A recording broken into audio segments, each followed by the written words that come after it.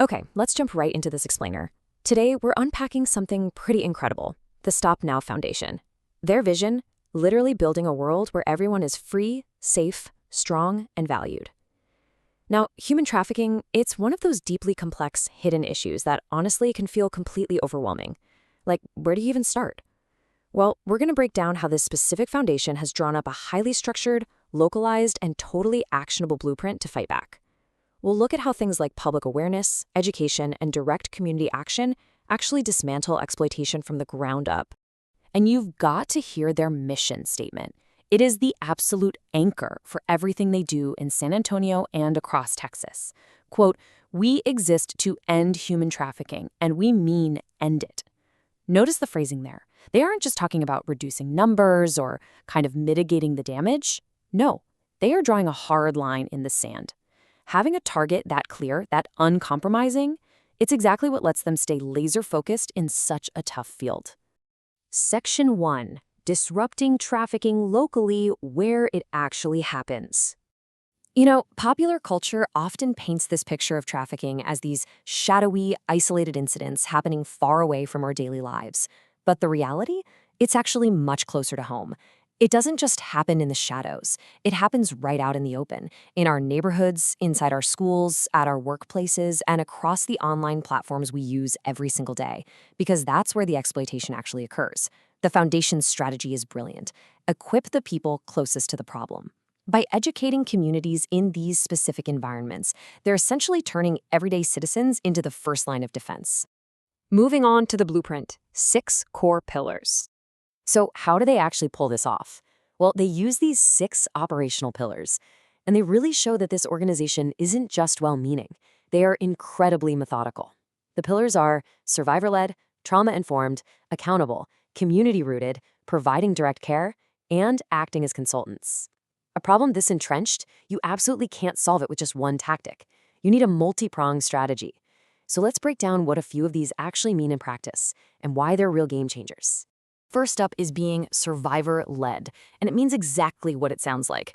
Those who have actually lived the experience are empowered to lead the charge. They design the solutions.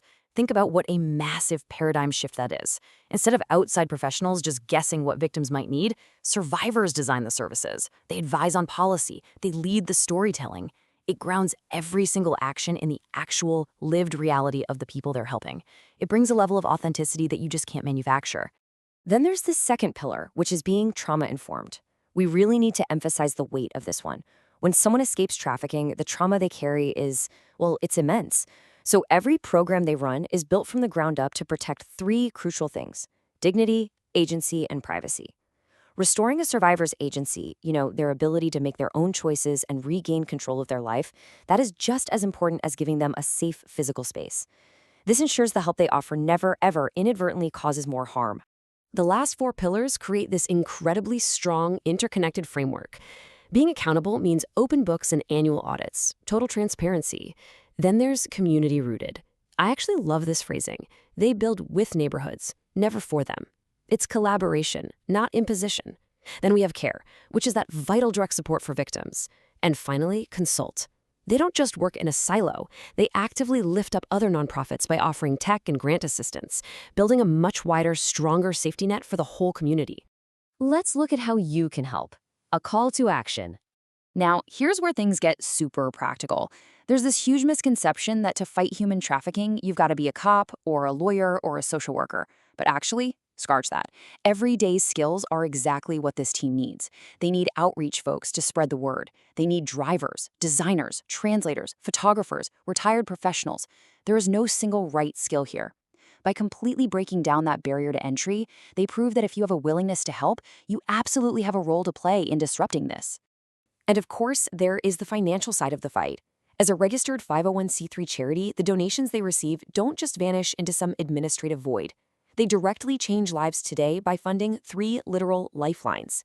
First, survivor case navigation to help folks chart a path forward. Second, community programs that actually prevent trafficking before it starts. And third, a 24/7 confidential intake system. So whenever someone is finally ready to reach out, there is always someone there picking up the phone. So the Stop Now Foundation has built this comprehensive survivor-led blueprint to tackle a massive issue right where it lives, in our neighborhoods and workplaces. But, a blueprint is only as good as the people willing to pick up the tools and build it. There is room for you on this team, whether that's volunteering, filling an open role, or pitching in financially to keep that 24/7 intake running.